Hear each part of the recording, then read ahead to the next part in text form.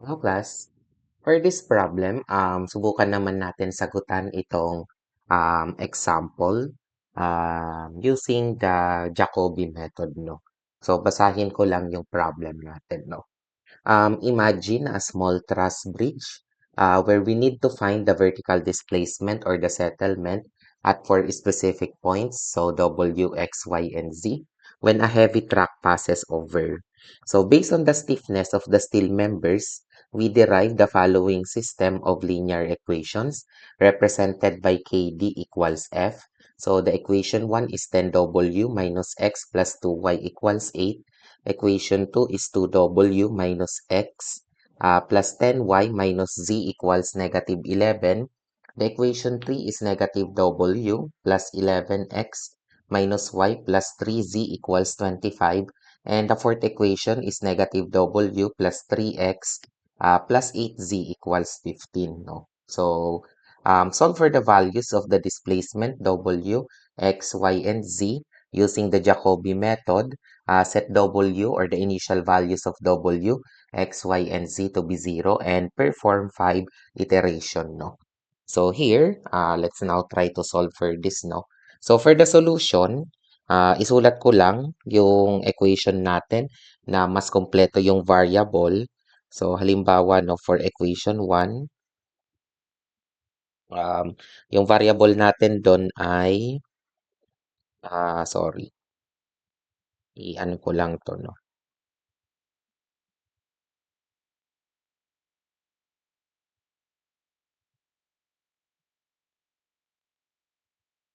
Ayan, no? Anyway, isulat ko lang siya.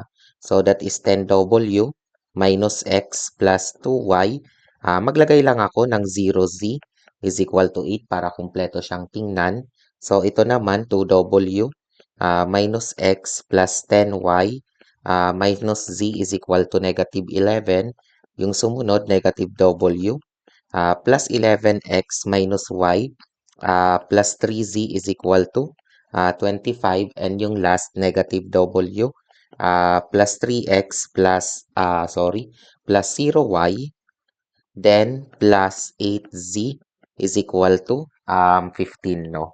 So here, as you can see, ang i-consider natin dito is the main diagonal, no? Kasi nga, kailangan i-check muna natin dito, no? Yung diagonal dominance, no? So, check for diagonal dominance, no? So, paano natin yun gagawin? So, for example, in equation number 1, so ang i-check natin itong 10 na coefficient, dapat yung absolute value nito is greater than the summation of all absolute value ng mga remaining coefficient. So, yun naman yung basis natin, no?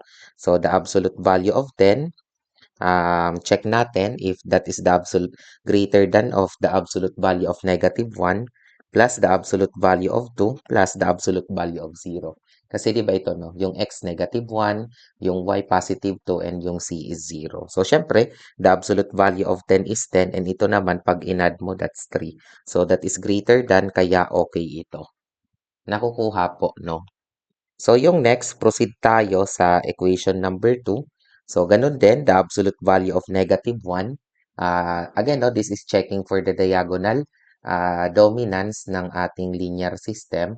Tapos, ito naman, di natin sure kung that is greater than the absolute value of 2 plus the absolute value of 10 plus the absolute value of negative 1. So, di ba, no? Kasi nga ito, 2, tapos ito 10, tapos yun negative 1. So ito syempre 1, ito naman 2 plus 10, plus 1 is equal to 13. So this time, this is less than, kaya ang rule natin for the second equation is not okay. So hindi siya okay, no? Kasi nga, dapat nga diagonally dominant ang equation natin, no? However, let's try to um, check the remaining equation. So for the equation 3, the absolute value of negative 1, kasi nga 'di ba, yun yung main diagonal natin. Double check natin sa W, negative 1 din siya. Sa X, 11. Then sa Z is 3. Ayan siya, no? So, here, of course, 1.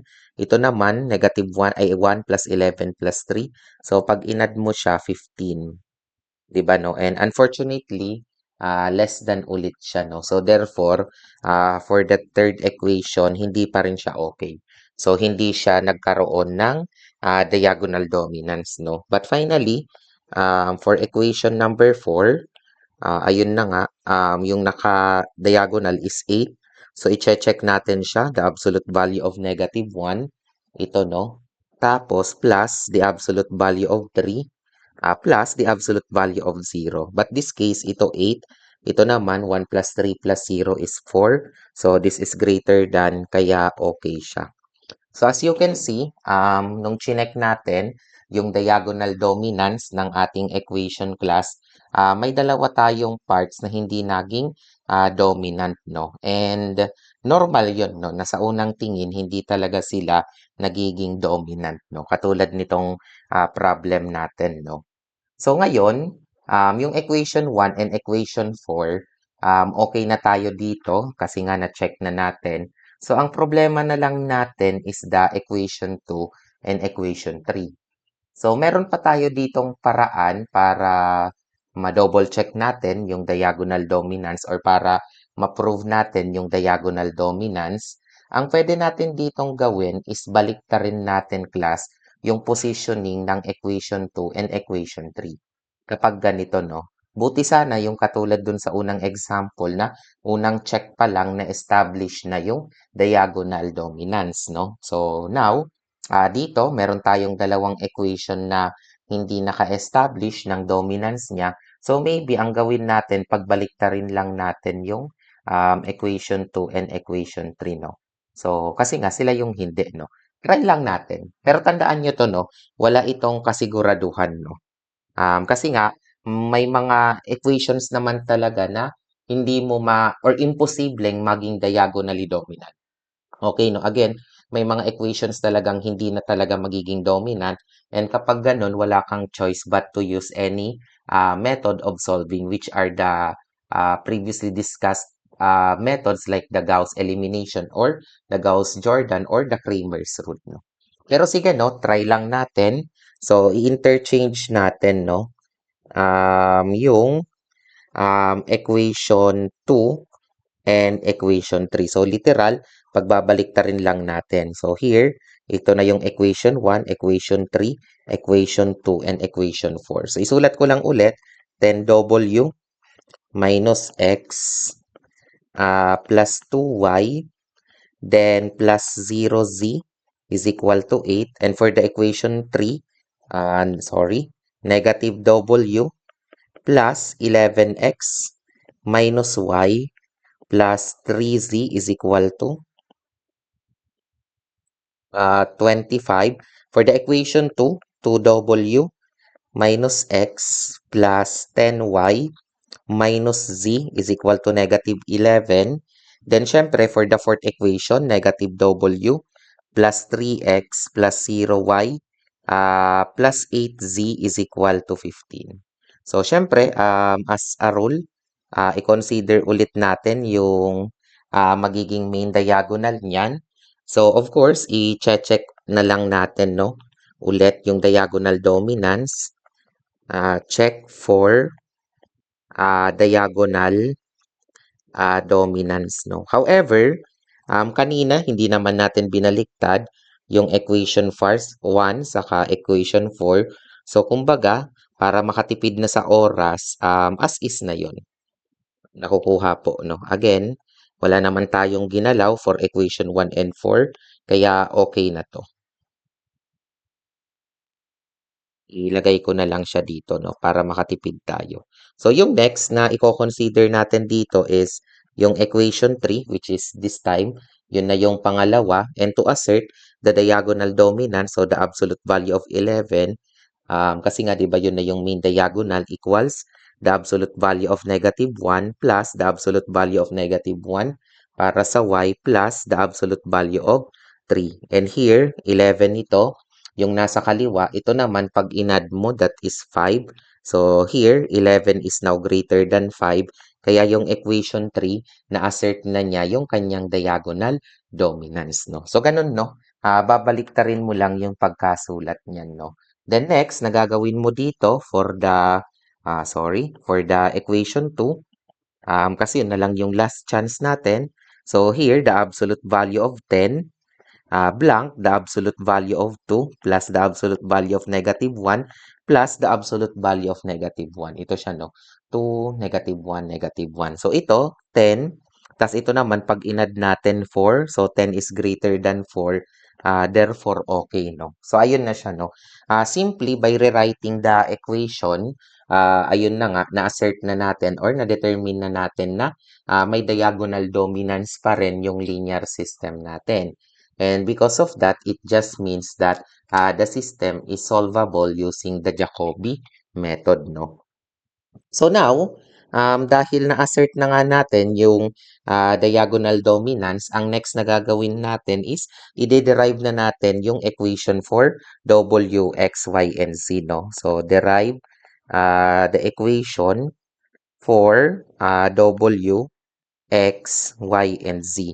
And yung panggagalingan dyan is of course ito ng bagong arrangement natin. So halimbawa for the equation 1, ang nakalagay dyan, no, 10W equals -X plus 2Y plus 0Z. So pwede mo na siyang ilipat na 10W is equal to 8 plus X minus 2Y, no? Then syempre plus 0Z. Or sorry, pwede naman minus 0Z tuloy, no? Ayan, no? So, kumbaga, i-derive na natin yung equation ng W galing dito papunta dito, no? Pero ito, tanggalin mo na lang yan kasi any number multiplied by 0, no, is simply equal to 0, no? So, therefore, ang equation natin dito for the W, i-divide mo lang naman siya ng 10 equals 8 plus X minus 2Y. Ayan siya, no? 8 plus X minus 2Y over 10. So, this is now the equation for W. Then, sumunod, dun na tayo sa equation 3 para naman sa X. So, ito siya, no? Dito ka na nga sa diagonal dominance magfo-focus. So, here, 11X is equal to 25 plus W plus Y minus 3Z. Again, no, from equation 3, in-isolate ko lang itong 11x, then nilipat ko.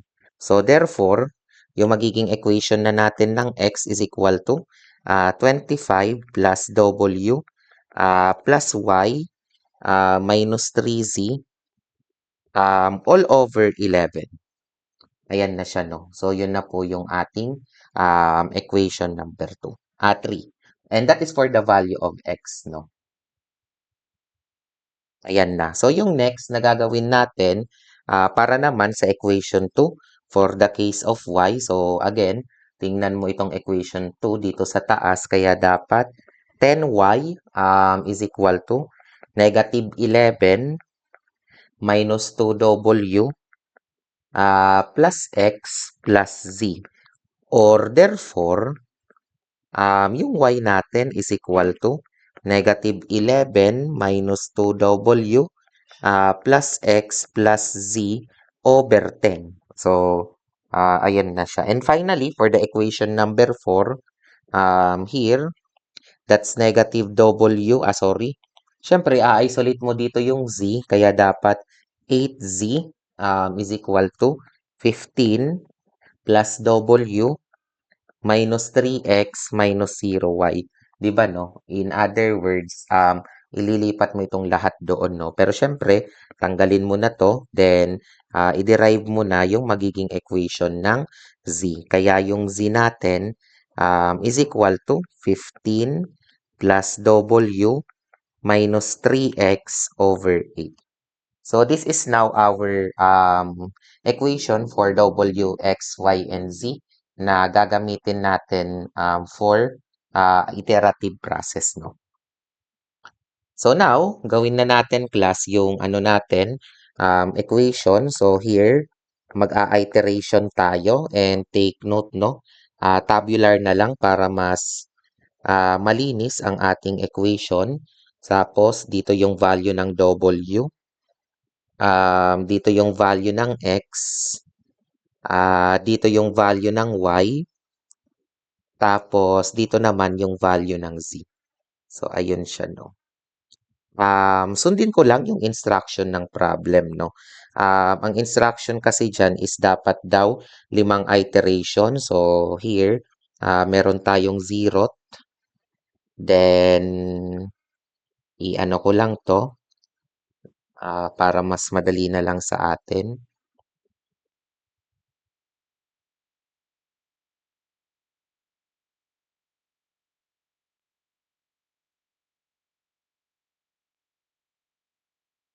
Tapos, ito naman yung first, ito naman yung second, ito naman yung third, fourth, and the fifth iteration, no? Tapos, here, lagay lang natin na parehas W, X, Y, and Z. 0 kasi nga ang sabi ng problem, kung babasahin natin, yung initial values nila lahat 0. So, yun po, no? Yung magiging basis natin, no? So, para hindi nakakalito, I will just copy this one as our basis for the computation, no? Then, after nun, we will now start for the iterative process, no? Baguhin ko lang yung color. Ayan, no? So, sige. Ito na yung basis natin, no? W, X, Y, and Z is 0, no? So, dito, ilagay na natin yung first iteration. So, sa case ng first iteration, dw is equal to 8 plus yung x natin 0 minus yung y 0 divided by 10. Tapos dito naman yung x is 25 plus w natin is 0 plus yung y natin is 0 minus 3 times 0 over 11. Then yung y din naman negative 11 minus 2 yung w is 0 plus yung x natin is 0 plus yung z is 0 sa ngayon over 10. So here, then finally, yung case naman ng z, that's 15 plus yung w 0 minus 3 ng x na 0 over 8, no? So, ayan class yung unang iteration natin, no? So, here, yung unang sagot is equal to, yung unang w, 0.8. So, yung pangalawa naman, 2.27, 27. Yung pangatlo, ang sagot naman is negative 1.1.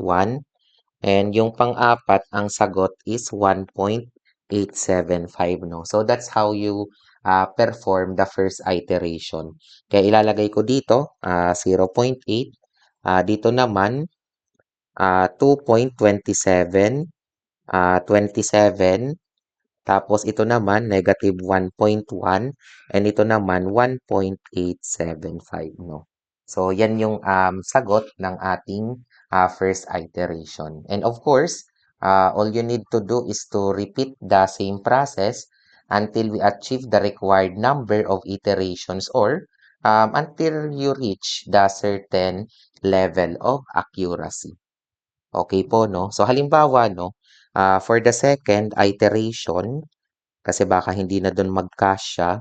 So, nandun, no, yung formula natin nasa taas. Kaya dapat yung W natin is equal to 8 plus 8 plus this time, yung gagamitin mong x ay 2.2727. Diba, no? Tapos, minus 2y. So, minus 2 ng negative 1.1. Then, divided by 10. So, yung x natin, substitute natin as 25 plus yung w natin, 0.8. Then, plus yung y natin is negative 1.1. Then, minus 3z. So, minus 3 ng 1.875.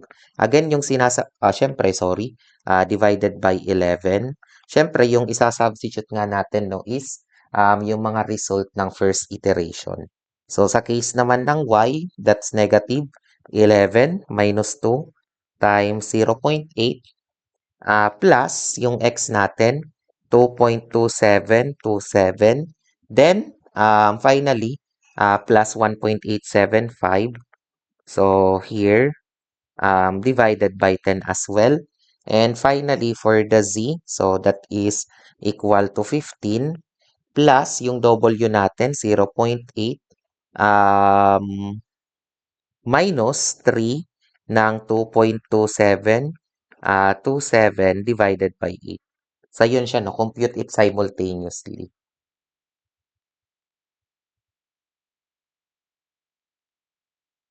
So, dito, ang sagot natin dyan ay 1.2473. Ayan po siya, no? 1.2473. Dito naman sa isa,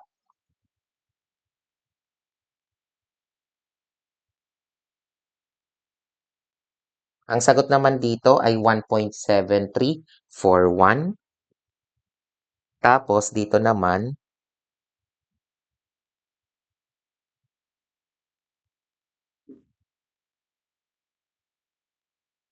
ang sagot negative 0.8452.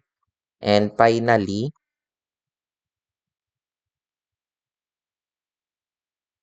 1.1227, no? 1.122 So therefore, isulat natin yan, 1.2473, tapos 1.7341, then negative 0.8452, and finally 1.1227. So ayan na siya, no? So now, pag natapos na natin yung second iteration, we will now proceed to the third iteration, no? And of course, ang gagawin nyo lang naman, isa-substitute nyo ulit yung mga values ng W, X, Y, and Z nung, sorry, no? Nagkaroon ka ng result using the second iteration, no? So halimbawa, here, for W, so ayan na yung equation nasa part na to, no, upper right corner. So, yung mga isa-substitute natin in this one, no. So, that is equal to 8 plus, yung x natin, 1.7341, then minus 2 ng negative 0.8452, then divided by 10. Then computein ko siya later on, no. Tapos dito naman, 25 plus 1.2473 plus y. So plus, syempre, negative 0.8452. Then, minus 3z, 1.2227, no? Then, syempre, divided by 11. So, sige. 1227, sorry. Minsan namamalikmata ko eh. So, 1.1227. Then, sumunod, dito naman sa case ng y. So, that's negative 11 minus 2 ng W, 1.2473, plus x, 1.7341, plus z, plus 1.122, divided by 10 ulit, no? Ayan siya, no? Then finally, for the case of z, that's 15 plus W, 1.2473, minus 3x, 1.7341, no?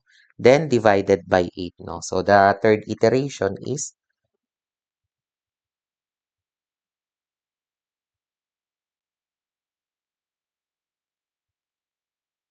so here, 1.1425 ang result natin dito. So dito naman sa isa,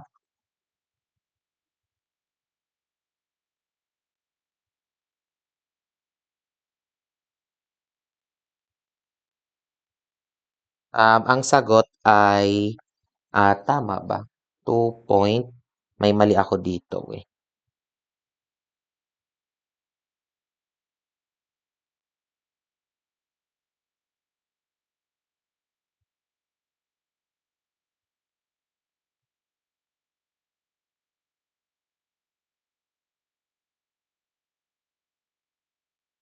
2.1567 ba?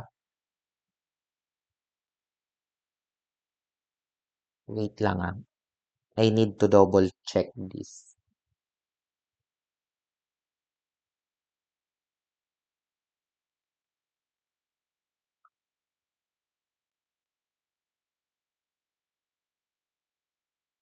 Sorry. Mali yung understanding ko. Dapat pala plus y, no? So here, syempre, yun na nga, dapat plus dito. Ayan siya, no?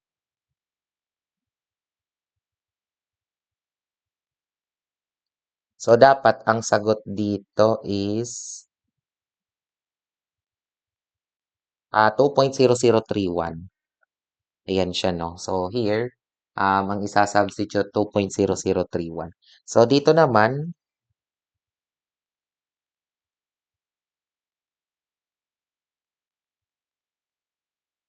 ang sagot dito is negative 1.0638. Tapos dito naman,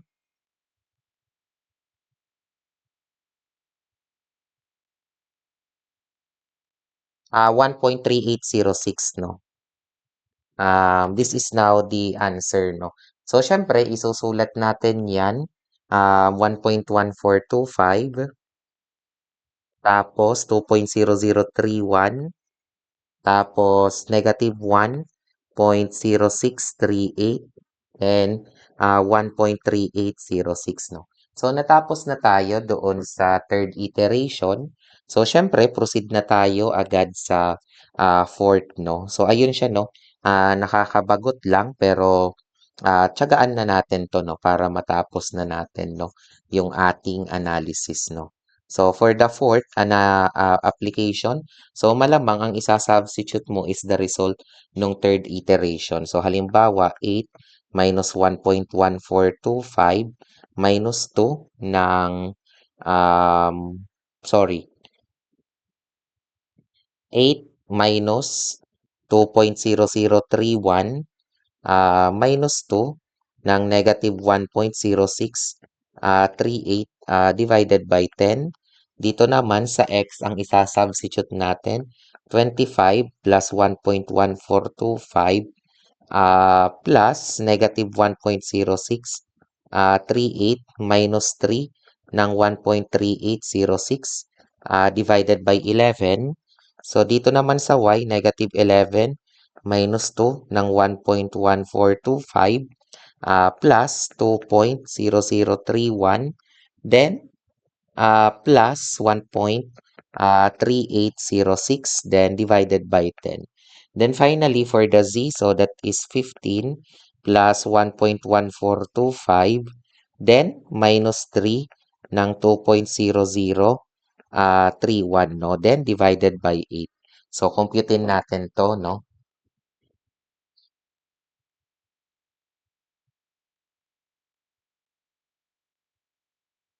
So, ang sagot for the fourth iteration, wait lang, no? Minsan kasi, dapat 8 plus x, no? Ayan. So, here, ang sagot is 1.2131. Ayan siya, no? So, yung next, para naman sa y, 25 plus 1.1425 plus negative 1.0638 minus 3 ng 1.3806, then divided by 11. So, ang sagot dito, 1.9034. Then, dito naman sa isa, so that's negative 11 minus 2, 1.1425 plus 2.0031. That's the x, then plus 1.3806 divided by 10. Ang sagot naman dito, negative 0.9901. Double check ko lang. Yeah, that's correct, no? And finally, dito naman sa isa, that's 15 plus 1.1425 minus 3 ng 2.0031 divided by 8. So, ang sagot, 1.2667, no? 1.2667. So, isulat ko siya, 1.2131 1.9034, then negative 0.9901, and ito naman 1.2667. So that is now the result of the fourth iteration. And finally, you will now consider the fifth iteration para matapos na. Ayan siya, no? So here, let's now consider the last or the fifth iteration. So isa-substitute lang natin ito, no? So halimbawa, for W, that's 8 plus X, 1.9034 minus 2 ng negative 0.9901 then divided by 10. So yung x naman is 25 plus 1.2131 plus negative 0.9901 minus 3 ng 1.2667 divided by 11, no? Then sa y naman, that's negative 11 minus 2 ng 1.2131 plus 1.9034, then sumunod plus 1.2667, then divided by 10. Finally, for the case of z, that's 15 plus 1.2131 minus 3 ng 1.9034 divided by 8, no? So, pag kinompute natin to,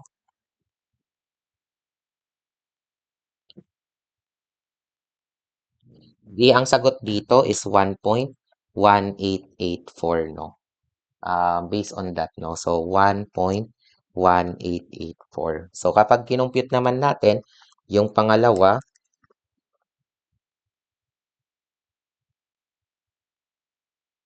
ang sagot is 1.9475. So, isulat natin to. 1.9475. Yung sumunod naman,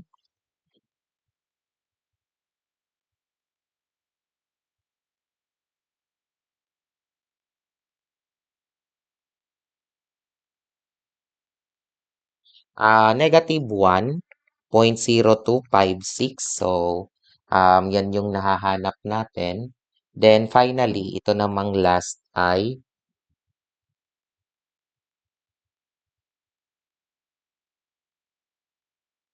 1.3129, no? 1.3129. So, ibig sabihin, ilista natin negative 1.0256 and 1.3129, no? So, now, to make a conclusion here, so, conclusion na lang tayo. After 5 iteration, pwede nating sabihin na yung W natin is 1.1884, yung X 1.9475, yung Y negative 1.0256, and yung Z is 1.3129, no? So that is now the result of this linear system using the Jacobi method, no? So, ganun na po yung magiging solution natin.